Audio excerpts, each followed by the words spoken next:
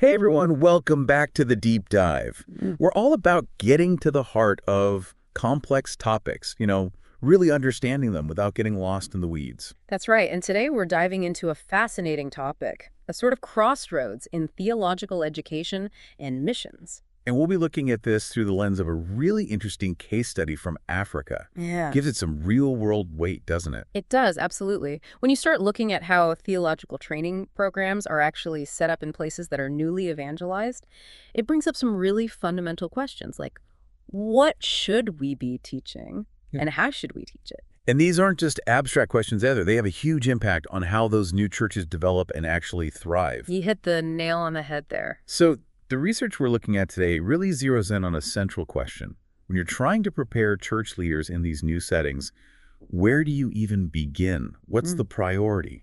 Is it about building a solid base in those classical theological studies, like diving deep into doctrine, the original languages of the Bible, and the whole sweep of church history? Yeah. Or do you prioritize the practical skills they'll need to lead and grow a congregation, like on a day-to-day basis? And what often happens is you get a clash. When missions organizations come in and start these new seminaries and training programs, you see these two approaches bumping up against each other. Like uneasy colleagues, almost. Yeah, that's a good way to put it. You've got the classicists who are all about upholding the historical faith, and then you've got the practicalists who are just like, look, we need people who can actually run a church. It's a tough balance, for sure. Yeah. The source material we've been looking at even uses this word, truce, like a negotiation has to happen. Right. The classicists might grudgingly accept that, okay, some practical training is needed, and then the practical-minded folks will promise to keep things academically sound. But honestly, underneath all of that, there are often some really different goals driving these two sides.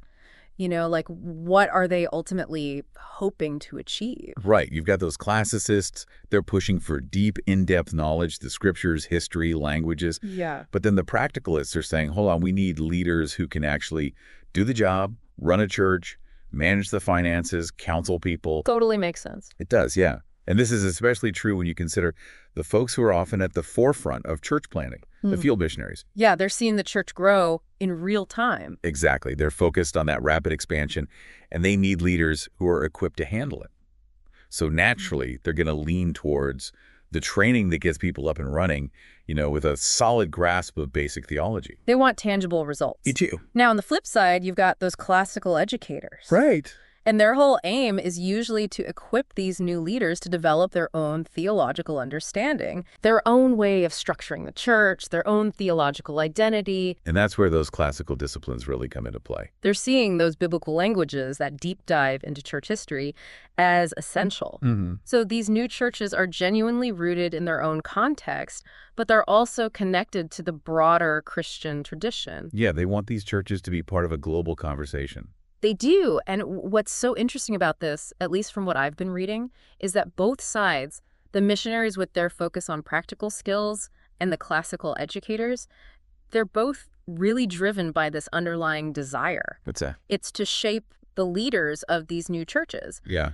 The tricky part is, as the source material points out, they both tend to picture these leaders in their own image. That makes sense. And that can, sometimes overshadow what these local churches actually need, what their specific context demands. Oh, absolutely. Yeah. It can get in the way of really understanding what those local communities need. So the source material introduces these two really important ideas. We've touched on them a bit. Yeah. These potential traps that can undermine even the best intentioned theological training programs. Right. And they call them the theological excellence trap and the purity of the faith trap.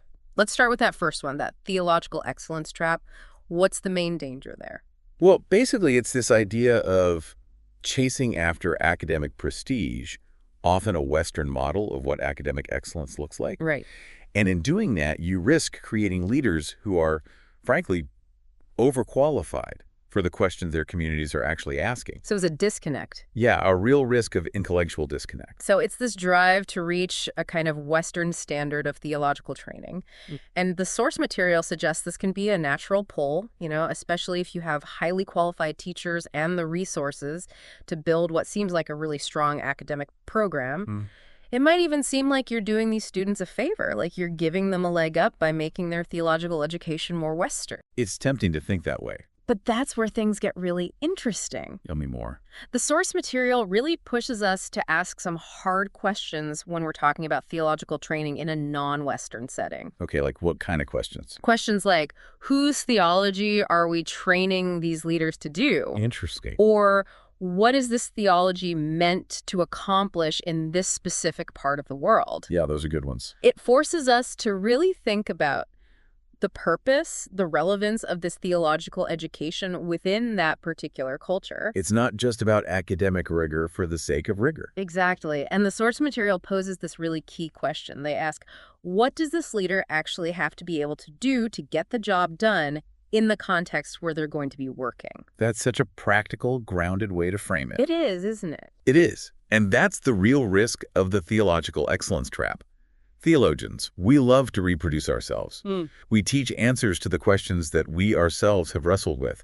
But the problem is, those questions are often rooted in our own, usually Western contexts and concerns. So you could end up with non-Western leaders who are really well-versed in answering questions that aren't even being asked in their own communities. Exactly. And ultimately, that makes them less effective, right? Absolutely. It hinders their ability to address the real issues their own people are facing. They could have all this impressive academic knowledge, but it doesn't necessarily translate into effective leadership within their specific cultural landscape. You put it perfectly. So they might be equipped to debate these fine points of Western theological history, but then they're totally lost when it comes to the everyday struggles of their own people. Right, a disconnect. Now let's move on to that second trap. Okay. The purity of the faith trap. Interesting. What's the driving force behind that one?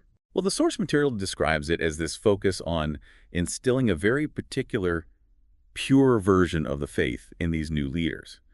And this pure version is often defined and practiced by the sponsoring church or denomination back home. So it's their version of Christianity. Yes, exactly. And there's also a strong emphasis on equipping leaders to identify and combat what they consider to be doctrinal heresy. So being on guard against anything that deviates from their very specific understanding of doctrine. Yes, and this desire for purity can often lead to the uncritical adoption of all sorts of foreign trappings. Foreign trappings. Yes, things like the way buildings are designed, how the administration is structured, even the curriculum itself. All of these things can become equated with authentic, quote-unquote, faith education. It's like the external form becomes as important, if not more important, than the essence of the faith.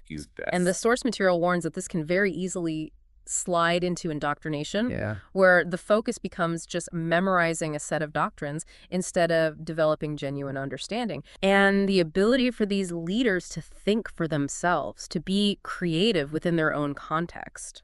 Right, and verbal agreement with a set of theological statements, that becomes the measure of success. It's more about reciting the right phrases than it is about this deep personal wrestling with what the Christian faith means in their own world. Yeah.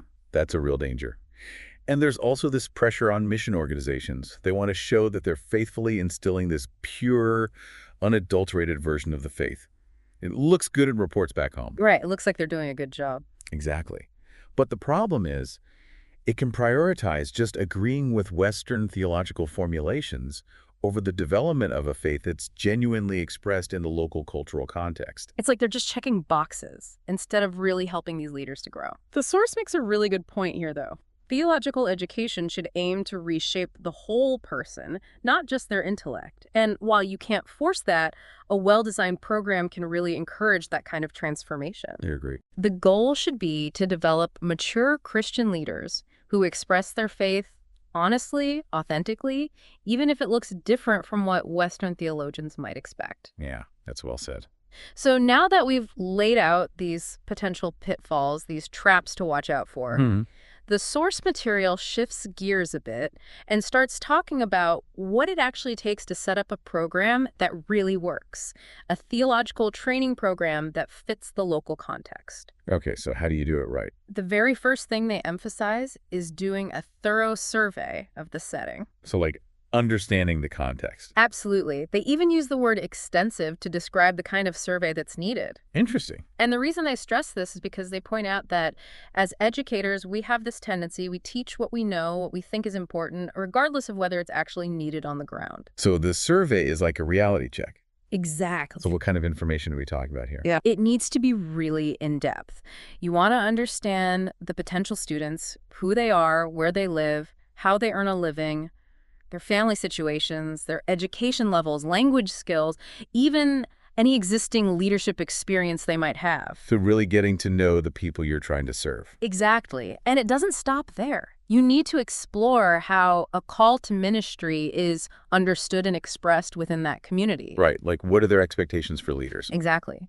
And even things like what's considered an appropriate age to take on a leadership role. Interesting. And then financial aspects are absolutely crucial. Right. Who's going to pay for this training, both now and in the future? Mm-hmm. Can ordinary people in this community afford it? Yeah. We talked about bivocational ministry earlier, where ministers have to support themselves through other work. Mm-hmm. Understanding how common that is locally is really important. You need to know how the finances will actually work. And that feeds into the next part of the survey, which is looking at the intended outcomes of the training. Outcomes. Yeah, what kind of leaders are they trying to develop? Mm-hmm. Will these graduates primarily serve as pastors? Right. Or teachers? Administrators? Interesting. How will they be supported and placed in ministry once they've finished the program? So thinking about their actual roles in the church. And the source emphasizes this idea of personal spiritual growth and developing this kind of servant-hearted approach to leadership. You know, it's not just about ticking boxes and filling positions. It's about character development, too. Absolutely. And beyond those specific roles like pastor, teacher, whatever it might be, the survey also needs to ask what these graduates should actually be able to do. So like specific skills. Exactly. Okay. Can they share their faith effectively? Can they teach, preach, offer guidance? Those are the kinds of skills we're talking about. Yeah, really practical things. What about the knowledge base they need? That's important too, of course. Understanding biblical teachings, church history, ethical considerations, even practical things like music and administration. Makes sense. But the source really emphasizes this idea of knowing how to do something rather than just having the theoretical knowledge. So the practical application. Exactly. And what about the students themselves? What are their expectations going into this training? That's a really important part of the survey as well. Why are they seeking this education? Exactly. What's motivating them? What kind of recognition or accreditation is important to them? Right. How do they see this training equipping them for future service? It's a two-way street, isn't it? It is. You have to understand both the needs of the community, but also the aspirations of the students themselves. Absolutely. And then the last thing they mention in terms of the survey is examining the available resources. So like what's already there? Exactly. What other theological programs are operating in the region? What expertise do denominational leaders and missionaries have? Makes sense. But even more importantly, what insights do national pastors and lay leaders have? The people who are already there. Exactly. And don't forget, graduates of any existing programs, they've been through it, they know what works, what doesn't. So you gather all of this information, this really rich, detailed picture. What do you do with it? Well, the source material is very clear about this. You have to analyze it carefully. Right. And they point out that different groups will often come into this process with different expectations. Makes sense. Like, who are we talking about? Well, you've got those who are providing the financial support, often from overseas. They might have certain expectations about how much support is needed, the quality of the program, that kind of thing. Okay. And then the educators themselves will have their own perspectives. Right, their own backgrounds and training. Exactly. They might be concerned about peer recognition, about effective teaching methods, the format of the program, the qualifications of the teachers. All important factors. And then, of course, you have the national Christian leaders. Yeah, these are the folks who will see this as their school, their training program. Exactly. And they'll want to make sure that graduates are theologically sound, capable of serving as leaders within their own denominations, you know, supporting their denominational goals. Of course. And then you also have the missiological perspective to consider. Oh, absolutely. And that often brings in a whole other set of priorities. Like what? Well, they might be really focused on providing broad-based theological education, you know? They want to equip a lot of leaders for those local churches. Yeah. But at the same time, they're wary of creating this elite class of educated clergy. Right. And they're really concerned about avoiding long-term dependence on foreign funding. Right. They want sustainability. Exactly. So for them, contextualizing the message, engaging with the student's existing worldview, those are key. So you've got all these different viewpoints, Yeah. all these competing priorities. How do you bring them together? The source material is pretty clear about this too.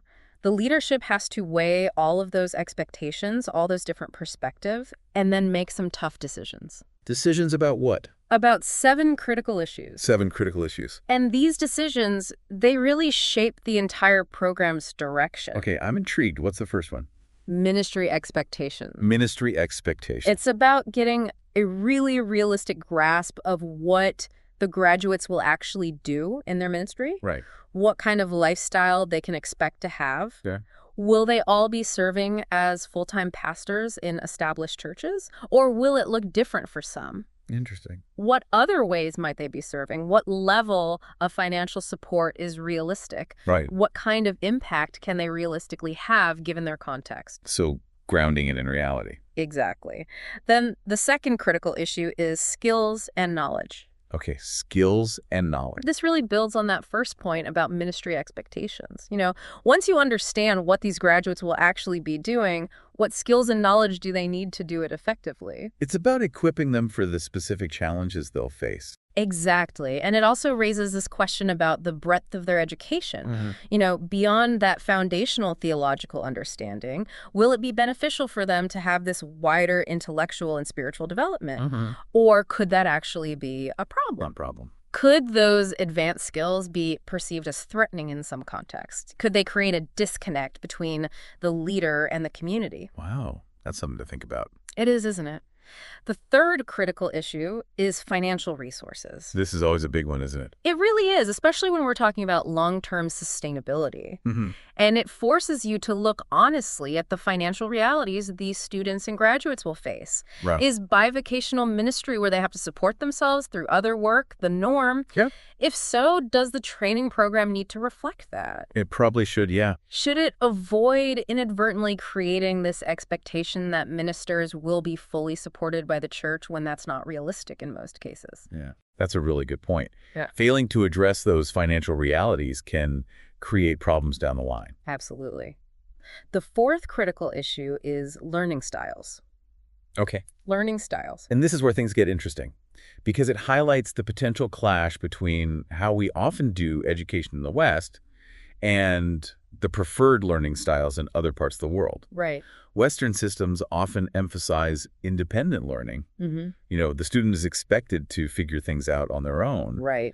But in many other cultures, students really thrive in collaborative settings. Yeah, where there's more interaction, more guidance from the instructor. Exactly. And if you ignore those differences in learning styles, you're setting yourself up for ineffective teaching. And probably a lot of frustrated students. The fifth critical issue is delivery systems. Okay. Delivery systems. And that really refers to the format of the training. Right. How it's delivered. The traditional model is that residential seminary, where students live on campus. But is that always the best approach? It might not be. Exactly. Extension programs, online learning, distance education, those might be more financially sustainable. Yeah. And they might also be a better fit for the students' lifestyles. Sure. And importantly, the source material argues that non-residential formats can actually help prevent this, professionalization of the clergy. What do you mean by that? Well, it keeps the ministers rooted in their local communities. Right. They're not being pulled away for years of residential training. So it prevents this kind of separation between theological study and the everyday realities of ministry. Exactly. Then the sixth critical issue is academic levels. Academic levels. And this is a caution against being driven by institutional pride, or a desire to just replicate those highest levels of Western academic achievement, especially when those levels might not even be necessary in that specific context. So it's about setting realistic goals. Right. Not getting caught up in this academic arms race. Exactly. What's that last critical issue? The seventh one, teachers and instructors. Okay, that's a big one. It's not just about their formal academic qualifications, though. Mm-hmm. The source material really emphasizes cultural sensitivity. Right. And a genuine faith that's expressed within that local church's context. They have to be a good fit. They do. They become role models, basically. So the ideal teacher is someone who not only knows their theology, but also understands and respects the local culture. Absolutely. And they should be actively involved in how Christianity is lived out in that community. Right. They're not just teaching it from a distance. So once they've made those decisions, thought through those 7 critical issues, Mm-hmm. the next step, according to the source material, is to determine the shape of the college. Okay, so like the nuts and bolts. Exactly. Things like ownership, who's going to oversee the program, Great. who's on the administrative and teaching teams, Mm-hmm. what are the entry requirements, Okay. will there be a central campus or more decentralized centers, Interesting. how are they going to develop the budget, what are their guidelines for growth, Mm-hmm. and Right. then, of course, they need to develop a clear timetable. It's really about putting those decisions into practice. Exactly. Uh-huh. And they emphasize that this shouldn't be a rigid blueprint. Okay. It has to stay flexible, open to adaptation as the program develops and the context changes. Right. So it's an ongoing process. It is. Now, the source material doesn't just leave us with these principles. They actually give us a really great case study. Yeah, they do. They walk us through the establishment and development of the Kenya Baptist Theological College, KBTC. And that's where we see all of these ideas, these principles we've been talking about, they become real. They become tangible. Yeah, let's dive into that. What was the situation that led to the founding of KBTC? Well, rewind back to the early 1970s. Right. Southern Baptists had already set up this residential theological college in Tanzania. Mm-hmm. And that college served students from several East African countries, including Kenya. Right. But for a bunch of reasons, strategic reason, Mm-hmm. they decided not to just replicate that same residential model in neighboring countries. So a different approach. Yeah, a different approach. Okay. So in 1970, they started exploring this idea of theological education by extension, or T as it's often called. T. And this was specifically tailored for Kenya. Interesting. Now, their initial focus was on reaching church leaders who hadn't finished secondary school. Okay. And they decided to use Swahili as the primary language of instruction. So from the very beginning, they were thinking about how to reach people where they were. Exactly. It wasn't just about importing a Western model, but about designing something that fit the context. I like that. So how did this T program actually work? It was built around this idea of home study. Okay. Students would use these specially created materials. Right. And then once a week, they'd have these 2-hour seminars led by facilitators. So like a blend of individual study and group discussion. Exactly. And these seminars were held in extension centers all across Kenya. Okay, so they were making it accessible. Right. And the Texti Africa project was a big part of this, too. How so?